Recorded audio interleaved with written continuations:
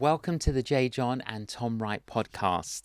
Tom, can we pick up from where we left off? Indeed. We've been talking about the Bible. Okay, so the Old Testament concludes with the book of Malachi. The New Testament begins with a book called Matthew. What happened between Malachi and Matthew? It's a good question, and I have to back up just a little bit, because if you take the Old Testament in its Hebrew version, which is the original version, then the last book of the Old Testament is actually Second Chronicles, because Chronicles counts as part of the writings which come in the third block, law, prophets, writings, and so Chronicles is the end. So any first century reader who knew the Hebrew Bible would see then Matthew buttressing up against Chronicles, which Okay, actually... so on that then, Tom, Yeah. why have we changed it around? Why did we not stick to the original? That's a very good question. That sometime between 200 BC and probably 500 AD, there were different versions, different ways of doing it going around. And when the Old Testament was translated into Greek, which was before the time of Jesus, the version that we loosely call the Septuagint for various reasons, I won't go into all the ramifications of that. What does the word Septuagint mean? Well, it's the 70-fold. There's a tradition that there were 70 translators, and Septuaginta is the word for 70. So this is the book that came from the 70, and that the old tradition said that in Alexandria in Egypt there were 70 translators who were all translating the Old Testament, and they all came up with exactly the same words, and so they said this is obviously inspired by God. Now, we today would smile at that, as you are smiling now, but so the Septuagint was the Greek version, and the Greek version has some books which aren't in the Hebrew version and some things which aren't in the same order, and so there's all sorts of questions about that. And the rabbis in before the time of Jesus and after the time of Jesus have various debates about which of the dubious books really are in the canon or not. For instance, some of them were worried about the book we call the Song of Songs or the Song of Solomon. Should that really be in the Bible? And so they have those debates, which is fine. But then back to your question, that actually both Second Chronicles and Malachi are pointing forwards. They are like unfinished stories. Malachi particularly ends with these promises that the Lord whom you seek will suddenly come to his temple, and before that happens I will send you Elijah before the great and terrible day of the Lord. And so we get to the end of Malachi and we think, yes, and ... what happened next? And the book of Chronicles, which ends with the people of Israel in exile, but then maybe the king of Babylon, who is again, the king of Babylon gets overthrown, and Cyrus the Persian comes in, and he says, now we've got the new day opening up, we're going to send the Jewish people back to their land and rebuild the temple and get cracking, because God has given me authority over all the kingdoms of the earth. And we think, wait a minute, where have I heard that before? And the answer is the end of the book of Matthew has Jesus saying, all authority is given to me in heaven and earth. Go therefore and make disciples. So there's all sorts of to's and fro's, both between Malachi and Matthew and between Chronicles and Matthew. We could have a happy day spelling out all that and more. What happened in between? The thing which most Christians, I think, have never realized, and I didn't realize until 20 or 25 years ago, is that these promises about Israel's God returning to the temple after the exile remain as strange forward-looking promises throughout the 400-year period between the Babylonian exile proper and the time of Jesus. So Malachi is a post-exilic prophet. The people have come back, they've rebuilt the temple, they've restarted the sacrifices, but there is this strange sense that God himself has not really come back to live in the temple in the same way that he did after Solomon had built it in the first place. And so this sense of divine absence is why in Malachi the priests are bored. They're fed up. And so they're bringing rubbish sacrifices. And the prophet says, watch out, because he will come back and then he'll sort you lot out. And it's very interesting that that's the passage that is quoted in Matthew, Mark, Luke, before Jesus arrives to be baptized by John. So we are expecting God to come back, and then we get this picture of Jesus. And so Matthew, Mark, and Luke, as well as John, are saying somehow you have to hear this story of Jesus as the fulfillment of those promises about God coming back. So what had happened in between? There'd been a succession of empires. The book of Daniel speaks of this succession of empires, that after the overthrow of Babylon, we had Persia, we had Greece, we had Egypt, we had Syria, and now in the time of Jesus we have Rome. And sometimes those are lined up in terms of four and sometimes in terms of different numbers, but it's this great succession of empires. And the people of God are wondering, where are we in the middle of that? Because we are supposed to be the people of the Creator God, so how come these pagans are ruling over us? And so the whole idea of the kingdom of God emerges throughout that period as this dream, this hope, this promise that one day God himself will be king of the whole world, and all those pagan kingdoms will be put back in their place, will be told, yeah, you had a job to do, but you've overreached yourself, more or less. The biggest crisis of that period was in the early 2nd century BC, when Syria, just to the north of Galilee and Judea, Syria had a megalomaniac king called Antiochus Epiphanes, who Epiphanes means the manifestation, the revelation. It was a way of saying, when you're looking at me, you're looking at God. You know, where I am the one who is revealing God. And so we can't have these Judean people down there in Jerusalem thinking that their God is the only God. So he marches in, he desecrates the temple, he starts pagan sacrifice there, he forces loyal Judeans to eat pork. Some resist and they get killed for their pains. And then there's this little hope on a wing and a prayer, this little group called the Maccabees, Judas Maccabeus and his brothers, who sharpen their swords, say their prayers, and they have a holy war, and they win. They defeat the Syrian emperor, and they cleanse the temple, and that's enough to constitute them as a sort of royal house for the next 100 years, even though they weren't from the tribe of David. They were from the priestly house, and the priestly line and the royal line were never the same thing. So it's a very odd time. So the late 2nd and early 1st century BC, they are the time when the Maccabeans, who are also confusingly known as the Hasmoneans, but let's get into the detail of that. It's all in these books up here, by the way. When they are ruling, and lots of people are unhappy with that, because they know that though they are better than the pagans we had before, they are behaving like pagan kings themselves, and they are giving themselves airs, and they are doing things wrong. And so you get resistance movements. You get some people who say, we don't belong in this temple anymore. We ought to be running the temple properly, but we're going to do it in private down by the Dead Sea. And that's the group that then write the Dead Sea Scrolls and that are hiding in caves and so on in that community. And you get others who call themselves the Perushim or the Pharisees, and they are the ones who say, no, what we are to do now is to make sure that we are truly holy ourselves, not just in the temple, but in absolutely every aspect of our everyday life. We've got to be loyal to God. And so they work all that out. And there are other groups and parties, and some people say, no, we've got to take up arms like Judas did and fight off the Romans when the Romans finally take over. So all of that stuff is going on. And it's into that maelstrom, that swirling mass of popular movements and priestly movements and would-be royal houses, of whom the most recent in Jesus' time is the house of Herod, of course, who was just the biggest thug around, so the Romans made him king because he would do their dirty work for them.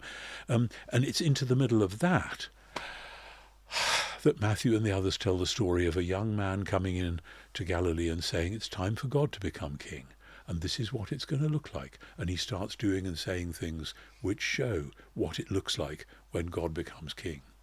Is that enough ancient history for you for the moment?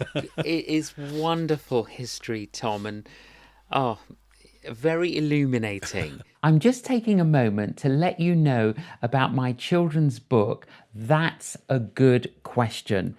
I asked children to send me their questions, and they sent me some great questions. How can Jesus fit into my heart? Who made God? Were there dinosaurs on the ark? Does God know what I'm thinking? And so I try to explain these questions in a very simple way, but not simplistically.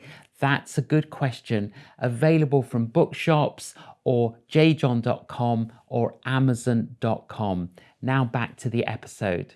Okay, just give us, Tom, a time frame. When we say the Bible, what are we talking about? So from Genesis to Malachi, how long is that history? Well, nobody today knows what chronology you should put on the early chapters of Genesis.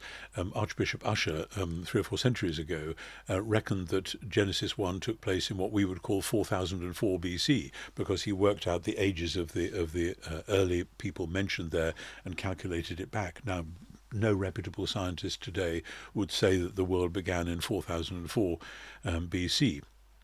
The best guess that scientific friends of mine have would be maybe 14 billion years ago. And Genesis was not meant to give us that kind of chronology. But in terms of the writing of these books, the writing of these stories, the Old Testament is quite clear that Moses did write a lot of stuff down, but most scholars today would agree that what we call the Pentateuch, the first 5 books of the Bible, Genesis, Exodus, Leviticus, Numbers, Deuteronomy, reached their final edited form during the Babylonian exile, when the people had the leisure and the intent to reconstitute themselves by pulling all their traditions together and making sense of it all. So it's quite possible that though some of the traditions, I believe, undoubtedly go back to the time of Moses, which is maybe 1500 BC, and maybe earlier than that, maybe there's some being written down because these were great intellectual cultures. Abraham came from Ur of the Chaldees. That was a great intellectual center 4,000, 3,000 years ago. So it's possible that things were written down. They weren't primitive then. They didn't have the internet, but they had an awful lot of other wisdom going on. Moses himself, as I say, roughly 1500 BC. David and Solomon, roughly 1900 BC. Then the exile in the 6th century, and then spilling forward into the 5th century BC. So we're talking about that period.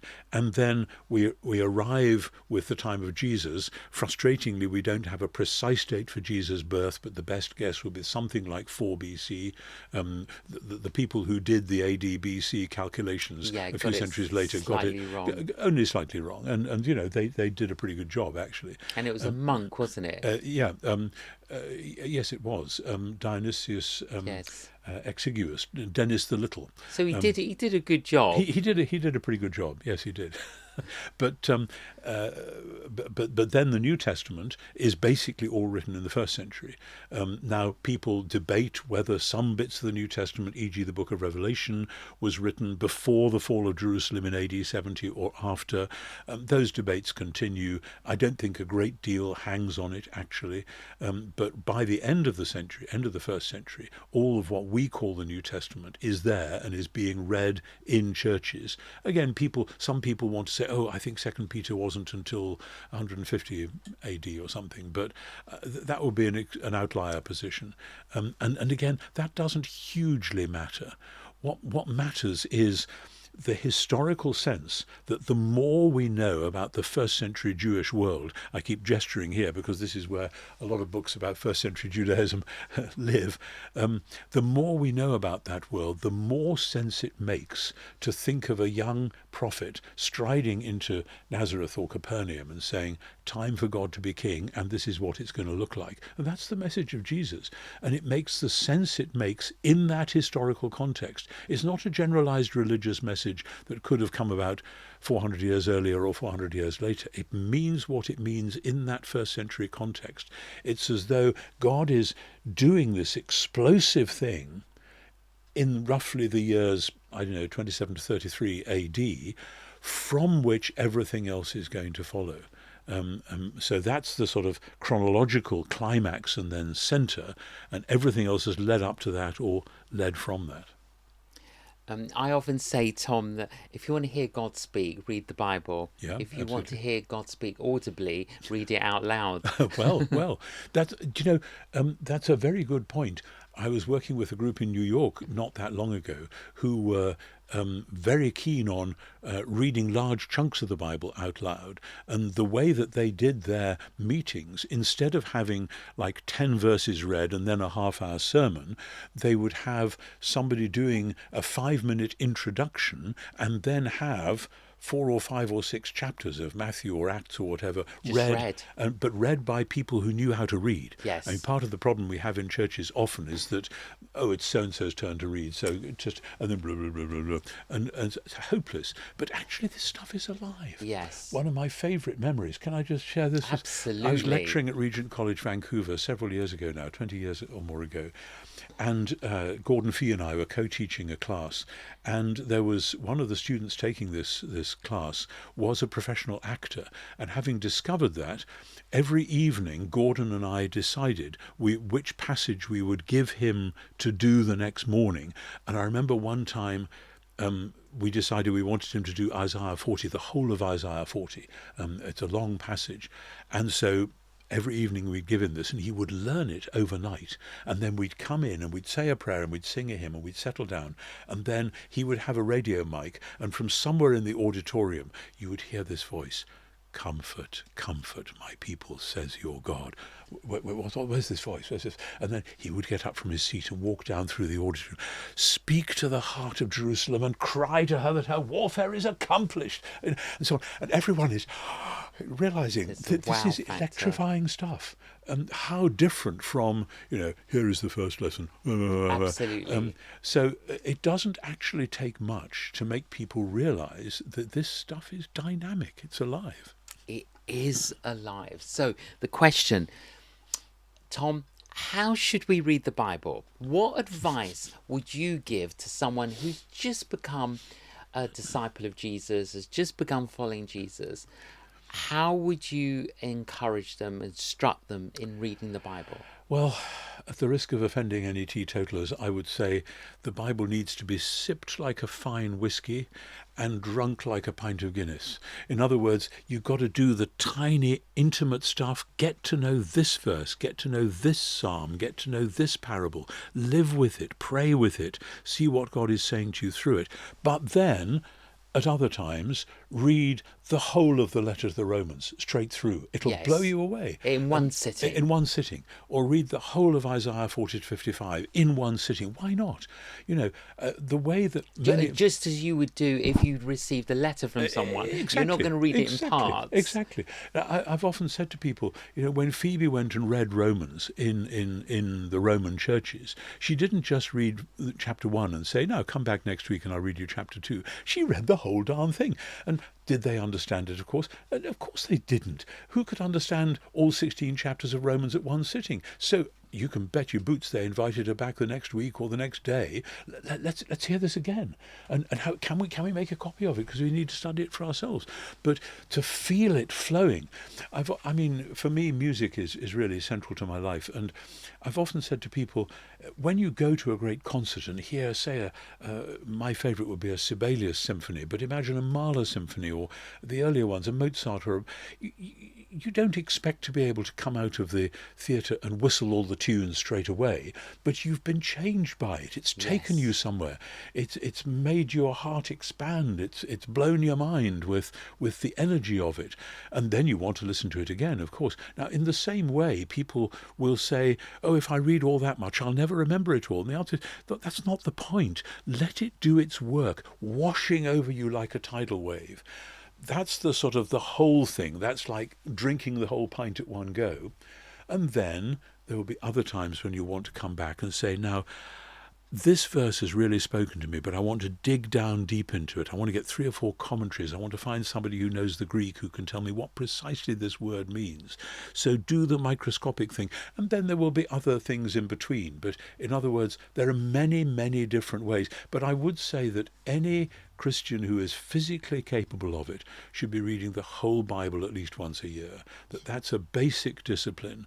And each time you do it, you will see things which you will swear weren't there the previous time, because Yes. something will jump out at you. Well, sure, that wasn't there last time, but it was. It's just that as we grow, so the Bible has more to say to the bits of us that we are growing into, and that goes on and on. Yeah, Killian and I, for many years, Tom, we've followed the Robert Murray Oh yeah, McShane yeah. Bible reading plan for the year, and at breakfast we listened to David Suchet Oh yes, read the yes, Bible, and then yes. in fact this morning he read to us 5 of the Psalms Oh, wonderful, wonderful. in the morning while we're having our Yeah, yeah, breakfast. yeah, And it is so important, yeah, isn't yeah, it? And yeah, yeah, frequently we're in the car and we will do what you suggested earlier, and we'll listen to a whole book of the Bible yeah, yeah. That's in the great. car, That's great. just letting it Yeah. soak over us Yes, almost, isn't yes, it? yes. I had a friend at college who, before he was at theological college with me, he'd been working in a rough area of East London as a kind of student placement, and he found it quite wearying and quite depressing. And one night he came back to the place where he was living and said to the chap who's in charge of it, "I just really feel beat up. This is hopeless." And the chap said, "Okay, here's your recipe. I want you to read Romans every day for a month." And he said, "You mean like every day another chapter?" He said, "No, the whole of Romans every day for a month." It was like the doctor prescribing, "This is what you need." He said, so came home from work the next day, read Romans, went off, came home from work the next day, read Romans, went on doing it every day for a month. It's absolutely transformative. So many things just open up, so many worlds lift themselves up before you. That is beautiful. Read Romans every day for a month.